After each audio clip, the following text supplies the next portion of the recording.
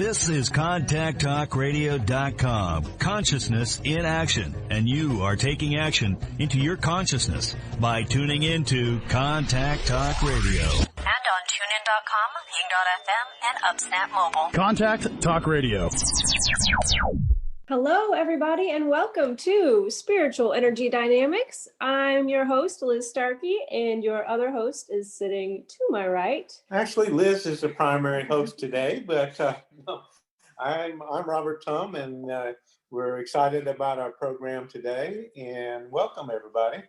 Yeah, I decided to throw a little curveball in last minute. Sometimes I do that. We had a good show planned for you, and then I changed things. So Robert's on his toes for the next 45 minutes or so, and I'm gonna do my best to hold it all together. Well, I appreciate it, Liz, and we're pretty spontaneous on some things, so we can go with the flow and change, and if we can always change it up if it's not going right. That's true. So we're having, y'all don't know. We don't what know. the We're plan having is. a great morning. Had a great breakfast. Had a good omelet.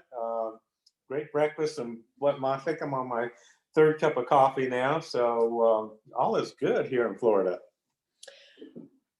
So, Robert, I know you and you know me, and usually that's a good thing. But I thought it would be fun today to focus, kind of step outside spiritual energy dynamics as far as the business or our modality, and pull from our life experience and focus on some things that have helped us as individuals get by, maybe some little snippet or philosophy that you've applied to your life and it's worked for you. And again, this all happened within the last 30 minutes. So I'm happy to take the lead initially to get your hamster running on its You're wheel. already doing that, so jump on in.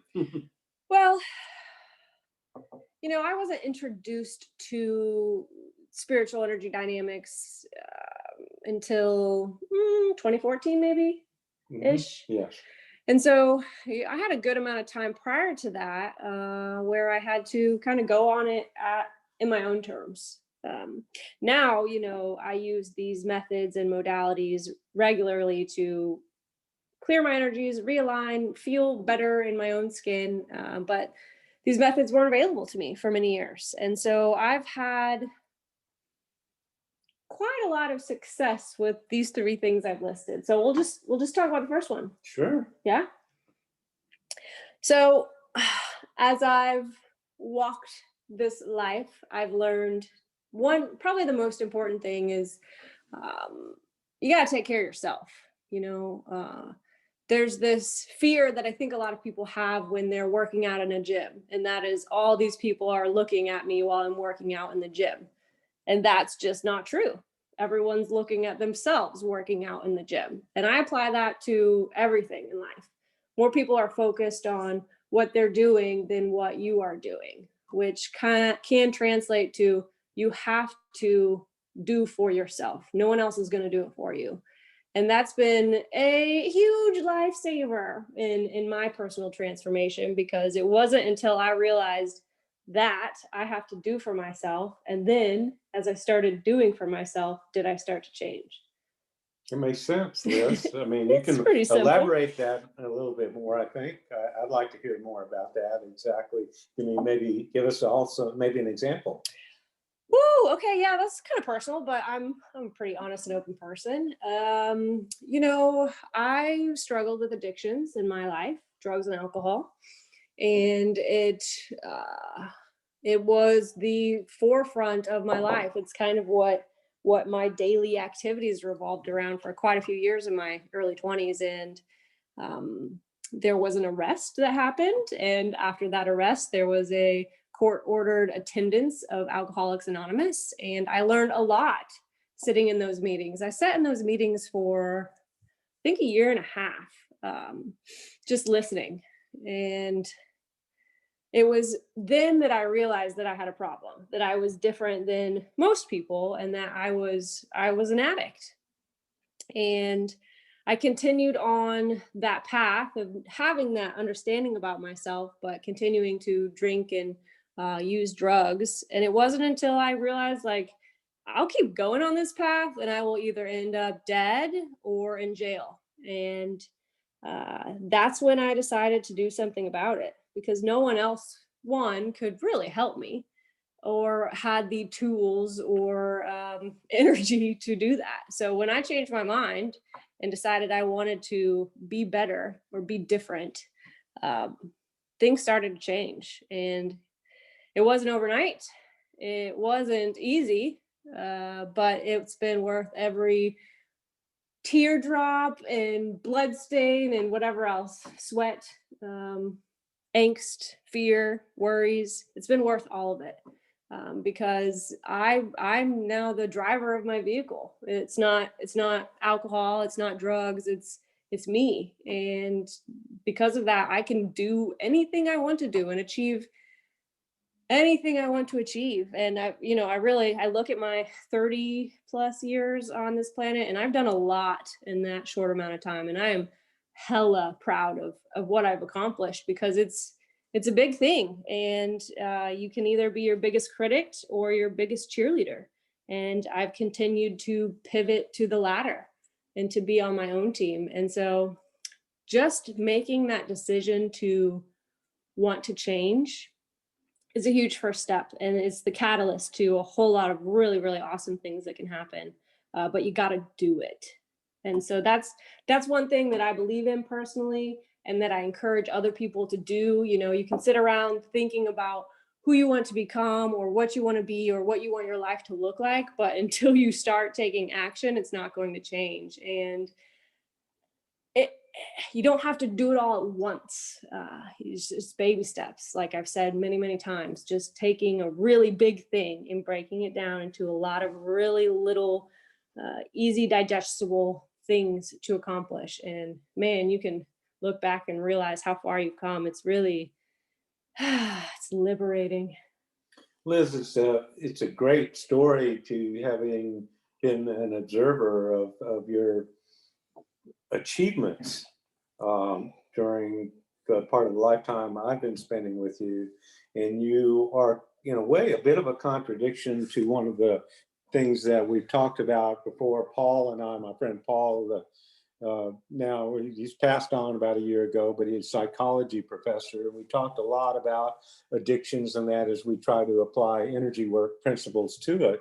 But one of the things that's very difficult is that willpower alone typically does not overcome. It's not enough to overcome some of the challenges.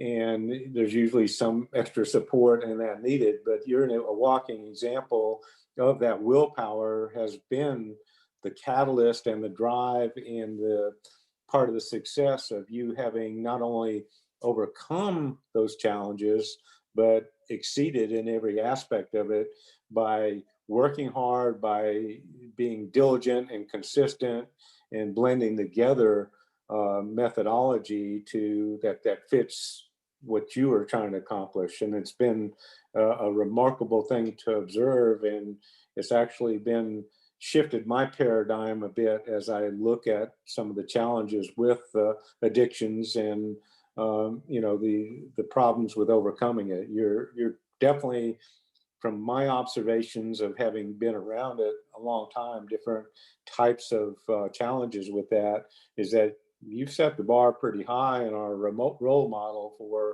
for that. I can't think of anybody I personally know that has achieved what you've done, and on sheer determination and desire and that self-empowerment that you have to take the action that you've needed. And it's a beautiful thing to be observed. Oh, well, thank you. That's very kind. And I do want to give a shout out to all the divine intervention that definitely played a part. I mean, there was a huge rushing in of divine support, which happens. I mean, that's the thing. Like, we are co-creators of our experience. So when we make a decision to better ourselves, there's a boatload of angels and masters who support that decision and will do whatever it takes to help you succeed in that regard.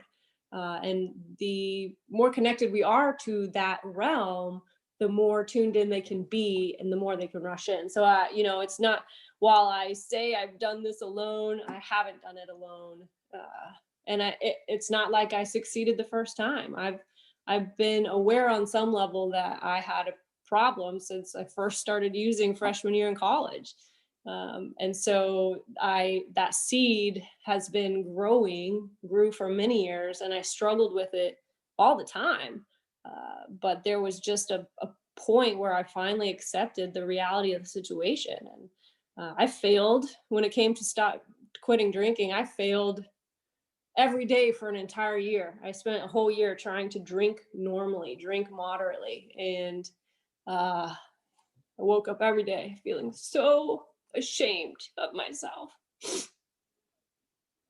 Liz, what's amazing about that is the passion you have for it, and the example you are, and the inspiration you are as you share this. So thank you for articulating this. Well, thanks. You know, it's something that's near and dear to my heart,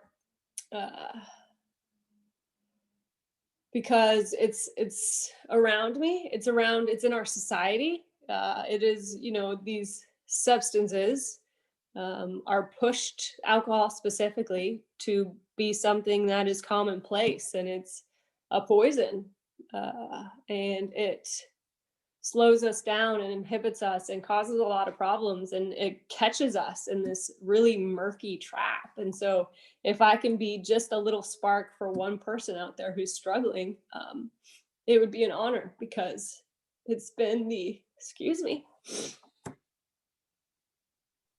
what is it, David and Goliath? It's been my Goliath. Mm-hmm.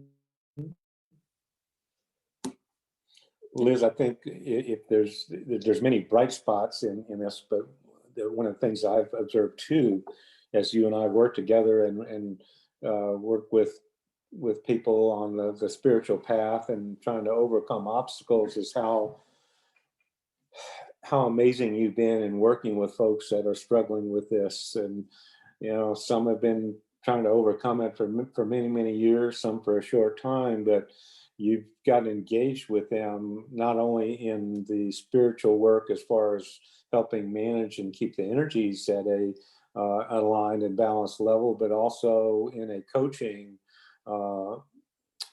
coaching world where you're trying to explain to them and encourage them and support them. And I've witnessed a lot of that. And I think it's amazing the work that you're doing with that. And I can look at it from my perspective is that, hey, if you had not been through that and experienced it, you probably wouldn't be the good coach that you are today and the wonderful healer. Yeah, totally. And thank you. I'm grateful to be able to look back on my past and be grateful for the darkest of days, because those are what shaped me and propelled me and encouraged me and informed who I am today. And if it weren't for all the really dark stuff that happened, I wouldn't be able to reach this heights of happiness and light and gratitude and appreciation. But it takes a lot of work to get there. And I remember what it's like to hate myself and hate the human experience. But wow, I did not expect this today. Woo! I got myself. Yeah, this is very inspirational though, Liz. And I think of some of the wisdom that I've gotten along the way as I've looked at some of my own challenges. And I remember a bit of wisdom that was channeled to me that was from Mother Mary, that said, how do you know where the middle of the road is if you don't once in a while bump the edges? You know, had you not bumped the edges to maybe hit the curb pretty hard a couple of times, I mean, how would you, appreciate, you just wouldn't have that sense of gratitude and appreciation and inspiration from where you are now. The fact that you've been there makes you appreciate it that much more. I think when it comes to living in an addiction, and that's not limited to drugs and alcohol. We as a society, it could be food, it could be social media, it could be drama. I mean, it could be codependency, however it might show up. you can feel, I felt very alone and isolated and so full of shame, and I couldn't talk about it. And that's why, this whole concept of no one's going to do it for you reigns true. It's, if you have someone in your life that you love, that you see going through an addiction, it's very hard to help them. And it's very hard to be on that side of things. I know, Robert, you've experienced that. I think everyone has experienced that in some form or another. And so if you can come to terms with the fact that there's something going on here and that there's an option for betterment, and if you can get your brain to the point where it's ready to make a change, it is that much easier. Can't tell you how many times I tried to quit smoking cigarettes, but when I finally really didn't want to do it anymore, it was that much easier. I just had to remind myself that I really didn't want that poison in my body. So Liz, if somebody wanted to reach out to you to talk to you about a program, or maybe you could do some coaching or some energy work around them, what is the best way for them to find your information, your contact information, and the programs you offer? Well, we can create a program for whatever situation and scenario. So I don't want people to get too locked into this is what it's going to look like, because it looks different for every person. But the best way to get a hold of me is going to my website at www.lizwithwings.com. You can schedule a call. You can find my email address and shoot me an email. Hey, you might even be able to find my phone number and shoot me a text, whatever you are comfortable with. But taking that first step and just being open to having a conversation is a huge testament to your potential, and your willingness to better your life. It takes you believing in yourself, and I already believe in you because I've seen what can happen with me. So if you can get that going, man, you have the potential to just blast off like Jeff Bezos in a rocket. Yeah, Liz, it's really quite a blessing to know, as I look at your work, how you are really striving to help people become more empowered, to be able to work through these things themselves. You can help them, talk them through it, but also do the energy work to help keep them aligned and connected to where they get the divine support. But that package of putting it all together really is all about helping people where they need help less. They can be empowered to recognize that they do have the strength and the power and all the resources available to overcome challenges like that. The many variety of challenges surrounding addictions and other types of issues. We at Spiritual Energy Dynamics, we don't claim to fix everything. We don't claim that we can heal every problem, but we certainly have some resources to open the connections and pathways to get the divine assistance to help with that too, through soul connections. Absolutely.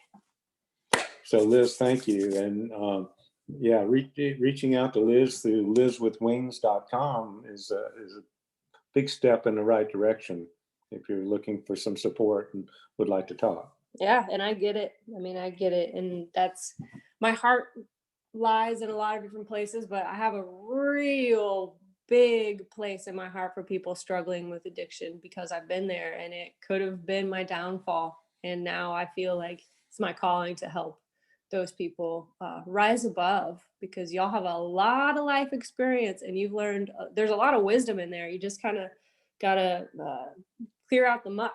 Get over the hump. Yep. Yeah.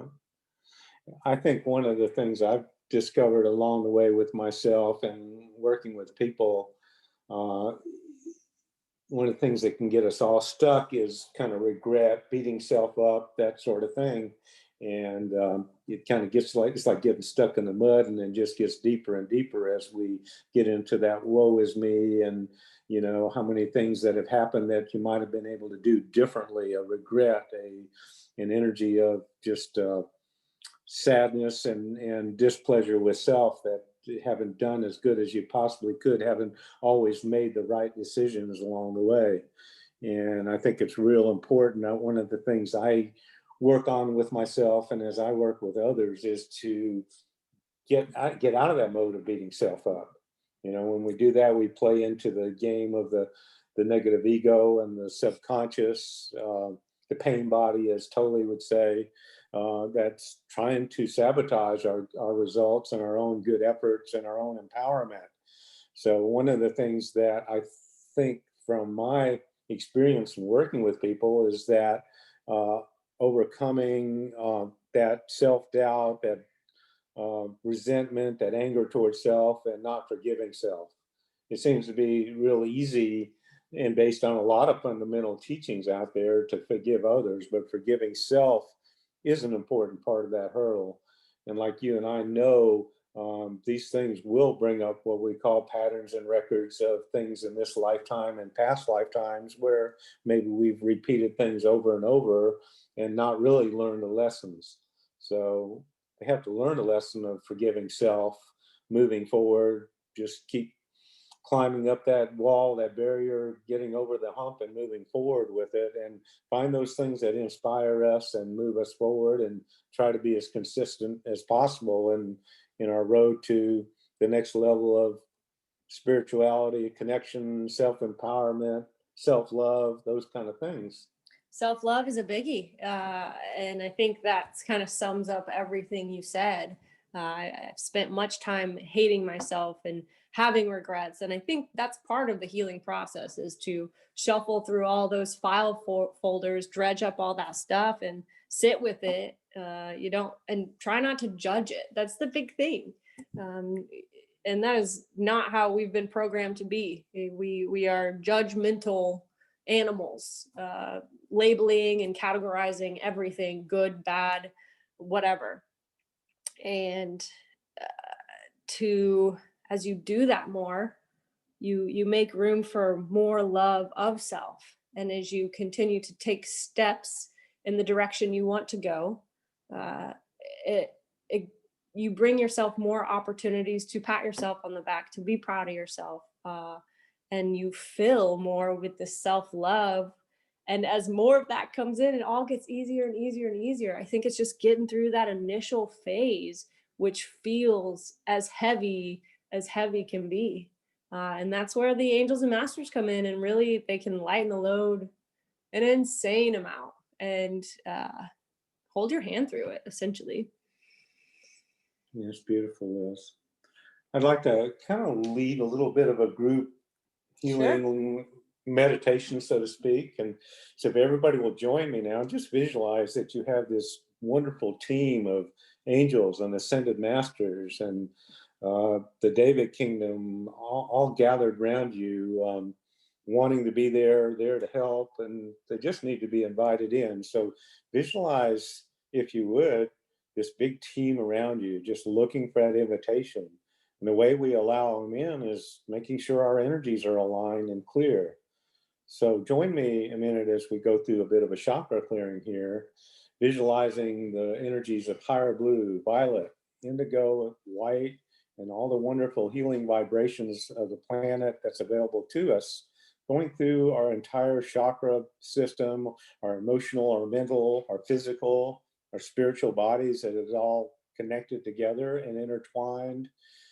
We start with the root chakra because we want to get that grounding going, that flow from the base of the spine through the feet out into Mother Earth. We want to make sure that's all clear and open. So visualize now the root chakra and the connections through your legs, through your feet, down into Mother Earth, being totally cleared, healed, and free flowing with energy, and the whole flow of the energy through those connections optimized, aligned, and balanced. So hold that visual for a few seconds. Now we move up to the sacral center, where we do the same thing. We're feeling that sacral center, seeing it fully flowing, optimized, all blockages and their appearance removed, and the energy flowing from the sacral through the root chakra out into the earth, releasing tensions, releasing anything that we're wanting to heal and balance, anything that's causing us stress. All of that will feel releasing through the root chakra into the earth as we're going through this process. Focus now on the solar plexus, healing, balancing, clearing blocks, optimizing energy flow, and releasing any tension built up there, any emotion, any regret, any self-doubt. So oftentimes that builds up in the solar plexus.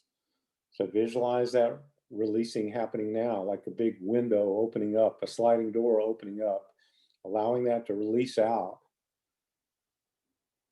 See it being cleared and healed, and the space in the solar plexus where that's been released being refilled with all the wonderful energies and blessings and qualities that you want to inflow into your whole entire chakra system. So we move now to the heart chakra. Same thing, optimizing, clearing, healing, feeling any tension, discordant energies, any blockages, releasing out into the cosmos. The healing energies pouring in, and the qualities that you want, what do you want in your life, the experiences, the relationships, the well-being, all coming in. We move to the throat chakra now. Feeling all discordant energies, blocks, misalignments being cleared, being taken out and transmuted, and refilling with love, wisdom, justice, freedom, and ability to clearly articulate to the masters, to the divine ones, to those around us, in a very gentle and pleasant and spiritual way, what it is we're trying to articulate. Next, we move to the third eye, the Ajna center. Allowing that to be cleared, healed, balanced, and aligned, and to be a receptor for wisdom and clarity and discernment coming in through the third eye as we connect to our higher spiritual aspects, allowing that to come in and flow in a fully aligned and balanced manner. We move next to the crown chakra, clearing the crown chakra of all obstacles and blockages, and allowing all the higher spiritual energy that's available to come in to us in a very balanced and integrated way, not too overwhelming, just right for what we're trying to work on, infusing our entire system with love, light, wisdom, justice, freedom, all the qualities that can come from the divine source that's available to us, allowing it to flow from all the upper chakras through the Ida, Pingala, and Sushumna channels, down through the root chakra and through the feet. We also ask that the opening of the Alta Major, which is the connection to our secondary chakras in the back of the neck, opens and freely flows of energy. And all secondary chakras through the arms, legs, trunks of the body is fully open and flowing with energy. And this infuses this loving, wonderful energy through our emotional body, through our mental body, our physical body, allowing all the healing, optimizing, manifesting of the beautiful, wonderful qualities, the repatterning of things we're trying to work on, support for things we're trying to accomplish and overcome, whether it be addictions or some type of healing that we're looking for, the balance, the expanded growth, the ascension processes that we may be seeking, that it all flows through our energy field. And with that, we see our energy field being fully aligned, balanced within a half arm's length distance right now of our physical body, aligned, balanced, receptive to all the gracious energies coming from the light sources, the soul, the higher realms, accepting with gratitude, claiming that energy, claiming our spiritual inheritance, claiming all the good things that are available to us now. So thank you for joining me. And we will move on with our program now. Thank you, Robert. Well, are you gonna? Oh, I am just bathing in the energies of it all Okay, right great. now, and tuning into those out there. I mean, it's wonderful to feel the energy. I can actually feel it just flowing out into, millions and millions of angels and masters just out trying to help those that are receptive to the higher consciousness and energy work. And I can feel that they're excited about the opportunity they have to work with people out there, our listeners, and all those around the planet that are seeking spiritual growth and peace and love. Yes, receptivity is key there, because those on the quote unquote other side follow the rule of this being a free will planet, and the angels and masters cannot violate your free will. So being receptive and open to these energies, to change, to feeling love, maybe to being receptive to, maybe you're on the fence about all this. You're listening because you're curious, but you're not really hook, line, and sinker about all this woo-woo talk. Just trying on the jacket of potential magic and being receptive to experiencing some magic in your life. Better watch out, because it's gonna happen. Well, Liz, I know that in your introduction and sharing some of your challenges that you've been through in your lifetime, using these practices and integrating energies and bringing in higher consciousness and specific energies to work on your energy field and the emotional, the mental body has all been an important part of what you've accomplished and where you are. Is that not No doubt. correct? I mean, it's probably the reason I've been so successful in such a short amount of time. So I'm very grateful for that. Liz, as people think about possibly working with you or working with me on the entire process, as we're talking about the energies, what we really do is we're able to do an intuitive scan of an energy field, looking at it in a very complex way of the many, many connections and levels. And we're able, it's kind of like an energetic MRI. It's not of the physical body, but of the energy field. And we can look specifically at each person's energies and see where there's flow, where there's not flow, and help with releasing any discordant energies or interference to help open a person up to receiving, being receptive, allowing the energies in. Because as we open up connections and expand the connections in the consciousness expansion methodology, it's like having a clear cell phone signal to divine source. And that's how we help people. And those are all, part of the techniques that you've integrated into your own system, as I've integrated into my own healing on challenges that I've had. Absolutely. I mean, it's really cool that there are methods out there that can overpower is not the right word, but wash out those feelings of shame and self-doubt and failure and lack of trust and all those other things. It's a continual bath of energies, of frequencies of love and light and self-love and trust and faith and possibility and creativity. And so it's like constantly cleaning out the filters that we create in our own mind and our own emotional body and the pain body, and washing out those energetic aspects that trigger and fester and cultivate those same feelings of self-doubt. And so it's an intensive process, not so much on the receiving end of things, although it can be, but we there's a lot of work that goes on behind the scenes on our end to watch and make the appropriate changes to your energy field in a week-long program. But the real transformation comes with month-long programs, because all good things take time, and this is not a quick fix by any means, but if you're willing to put in the effort, it's worth it.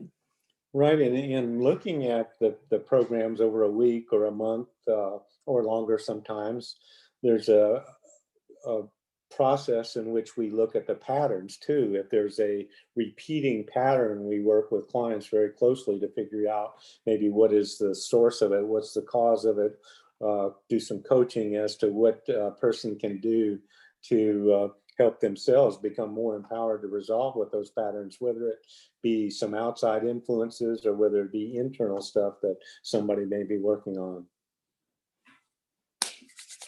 So Can I ask you?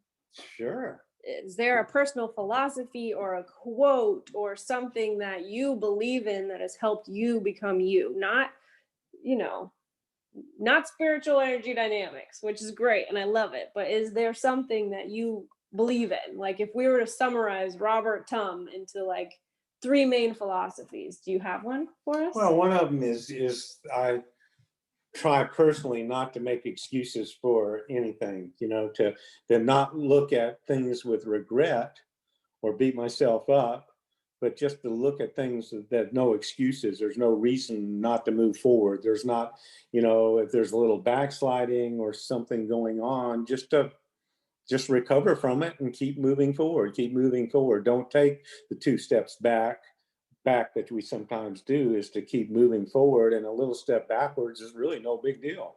It just sometimes reinvigorates that effort to move forward. You know, Liz, you see me, I track things pretty closely on a spreadsheet as to things that I do as far as vitamin intake and exercise and those kind of things that I'm always trying to be consistent with. And part of that sometimes is like, you know, a week or a few days where I'm not really physically or mentally motivated to keep up with the program. I can look at my check sheet and go, oh, okay, here's the results of me not staying with it.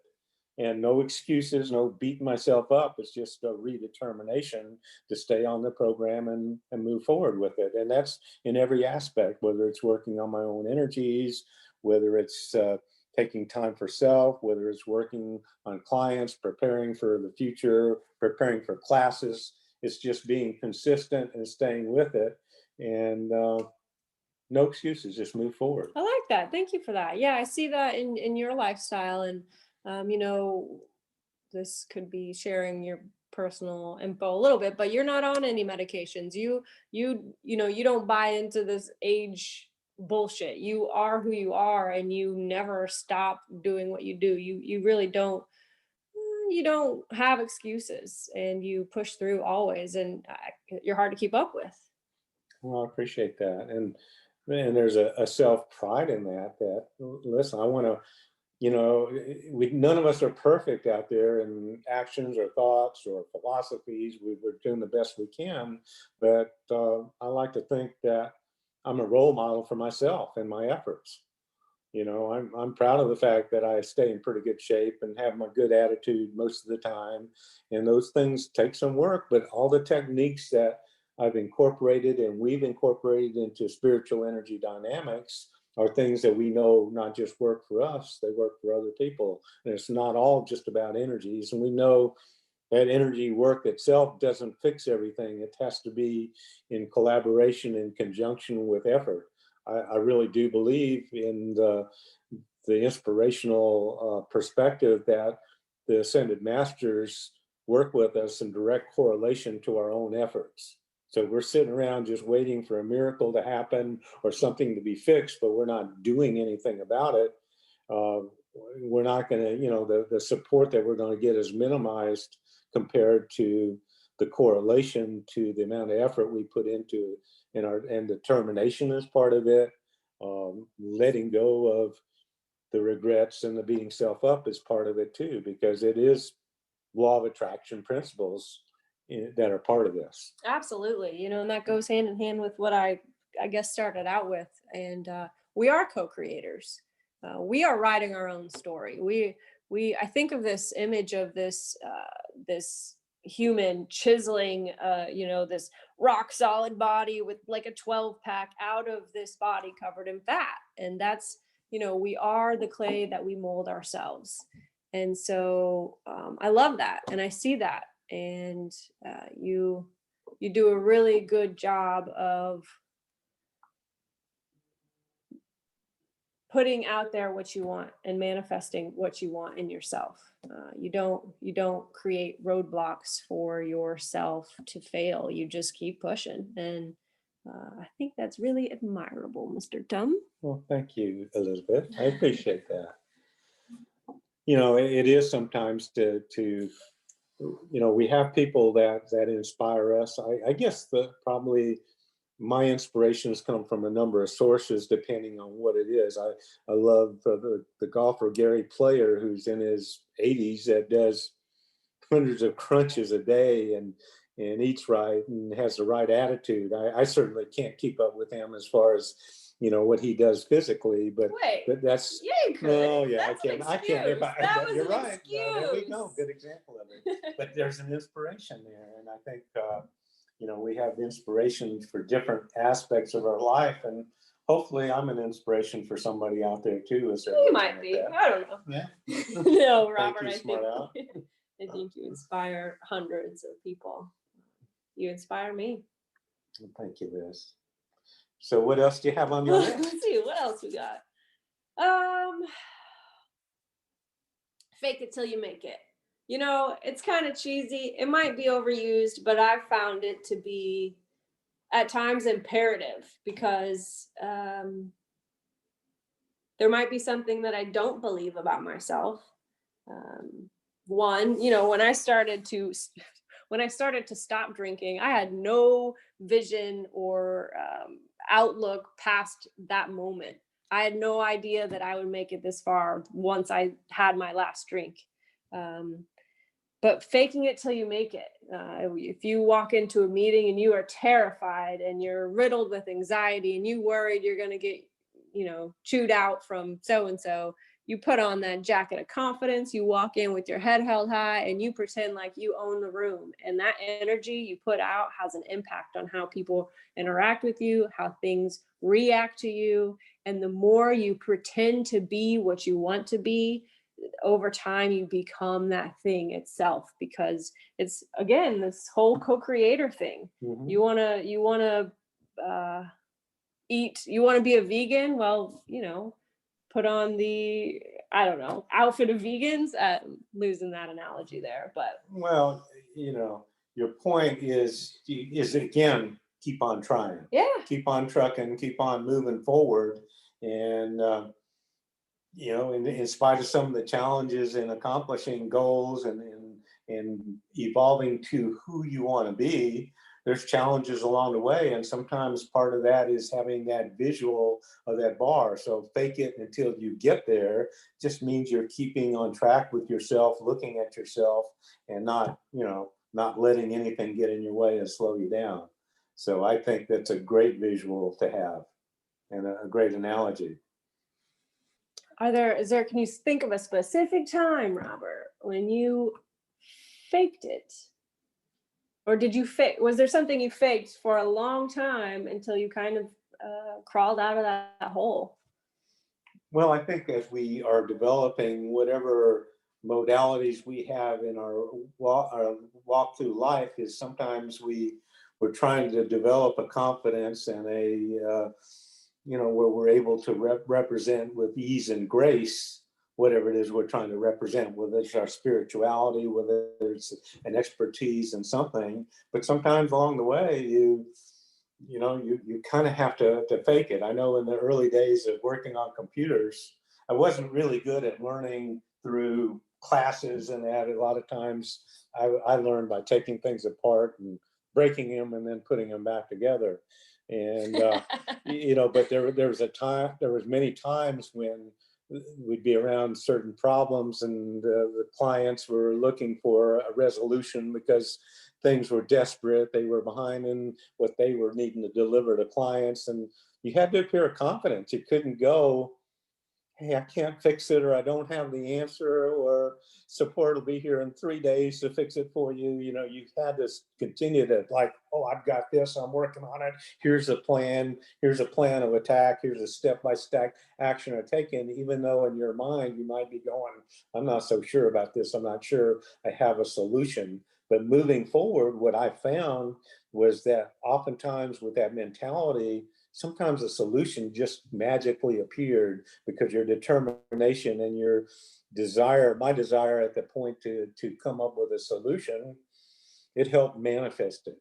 So it's really kind of cool, especially in the early years of working on computers, but that applied as well in management, customer service, in what we do now. We're doing the best we can along the way to help resolve issues.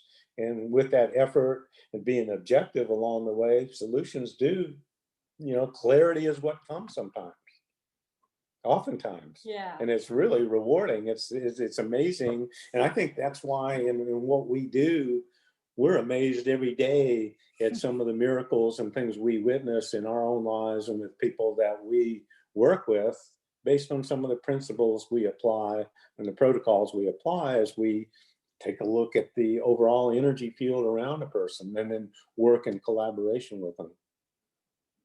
What I have the most fun with, Liz, sometimes is when I'm having a discussion and talking through some challenges with a client, and I have them hold this image of sitting in a boardroom with me and he or her working on through a problem, and in that boardroom is a table, a conference table with angels and masters and divine beings, all have with their clipboards out, taking notes and going, hey, we've just been invited in to help be part of this problem and the solution to it. And so I see it as a big collaboration of the divine team, me, the client, all working together to ask for clarity, ask for results, ask for healing, ask for the resolution in whatever form is best supposed to come in. So I think if we can all realize that we are a collaboration with each other, especially those that are connected to the light, the soul, or beyond, the higher connected we are, the more the strength of that collaboration is. And there's no limits to it, whether it's overcoming addictions, whether it's overcoming relationship challenges, whatever. Sometimes that clarity, the solutions may surprise us, but they're there. Yeah. And I think, maybe for an everyday person who's going through it and maybe are in a down place in their life, a dark place, it can feel so absurd to think that there's a boardroom of highly attuned, powerful beings who are excited to help you. That always struck me, like, me, little old me who's worthless, why would they be excited to help me? But that's not how they view things, right? And of course, along with being excited for your growth, they want to kind of prove to you what can happen. They want you to know, like the possibilities are endless, and they want you to understand how powerful you are as an individual. And once you kind of flip over to being on your own team and being receptive and talking nice to yourself, you start to see how you have a huge impact on the world around you, for the positive or the not so positive. But the positive results are mind-blowing. And when we can trick ourselves to believing that we're worthy, or we sit in that meeting and come up with a list of things we do want to work on and we're receptive to, maybe a little bit of change, dang son, I mean, real change happens. And not little old meaningless. I'm talking like big, like atomic bomb level energy of change for your life and your direction and your purpose and how you view everything around you. It's mind-blowing. It's hard to put into words. It is, Liz. But the basic theory that we use in conjunction with this is the fact that these divine beings are waiting to be of assistance, but they can't be of assistance until they're invited in. It's that the universal law of non-interference. They're not allowed to interfere no matter what they may see is going on. They have to be invited in. And the clearer our connections, the clearer our energies, the purer our intentions in a positive, non-manipulating, not violating free will of anyone else, we can invite them in to gleefully play and join and work and help us get clarity and resolve issues. And that's what they're there for. And if we allow and invite them in and integrate with their assistance, miracles definitely can happen. Yeah. And man, the more people who are doing this, inviting these beings of the light in, more people who are being the eyes and ears and saying, hey, we've got a problem over here, Jack. We need some help. We can literally change what's happening on our planet. And I'm going to fight for the rest of my life for love, for love of self and love of other people, because that's where it's at. And for y'all to know that you matter and that you can make a difference, it's really important for you to understand, because it's time, y'all. It is time. And y'all are supported like you wouldn't believe. And oftentimes just requesting clarity of what action to take, what to do, maybe an inspiration from a person or something you read. I know one of the things is I'm looking out at world problems, I can certainly identify them and I certainly have my opinion, but as I'm calling in for assistance from divine sources, I'm pretty much saying that I really don't know what is the best solution in conjunction with the divine plan, with the creator's plan, with all the forms of records and that out there within the realms of everybody's karma. So I make sure I'm asking the divine ones to take that all into consideration. And if I have a strong opinion on what may happen or should happen, I may voice that gently, but I'm making sure that I don't do it in any way that may cause harm to somebody else. So I think that's the most important thing, like you mentioned, Liz, is to put that love energy out there, that peace energy, the harmony, and, ask that be infused throughout the planet and the cosmos. I love it. Well, Robert, thank you so much for being here with me today and being on your toes, willing to pivot from our original plan. And thank y'all for joining us, for being open, for being receptive, for laughing, for smiling at strangers, for picking up a piece of trash on the street. Just those little things, those small actions can inspire someone else to be better.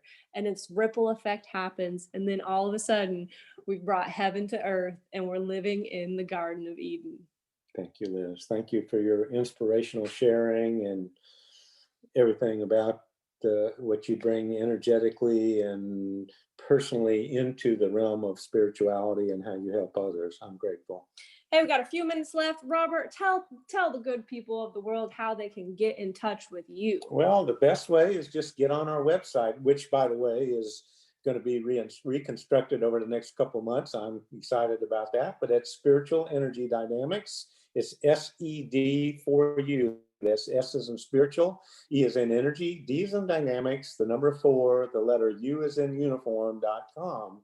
And Liz and I both have links to our calendar where you can, our initial conversation is approximately a 15-minute time with us, no fee, that we can talk through and see if there's a fit for our work with whatever you're trying to accomplish. So spiritualenergydynamics.com, SED4U.com, and please reach out. We'd love to hear from you. You're very easy to talk to on the phone, I'll say that. And you have a very pleasant voice, Robert. Well, thank you, Liz. Yeah, I always enjoy when you're not in the house and we're talking on the phone.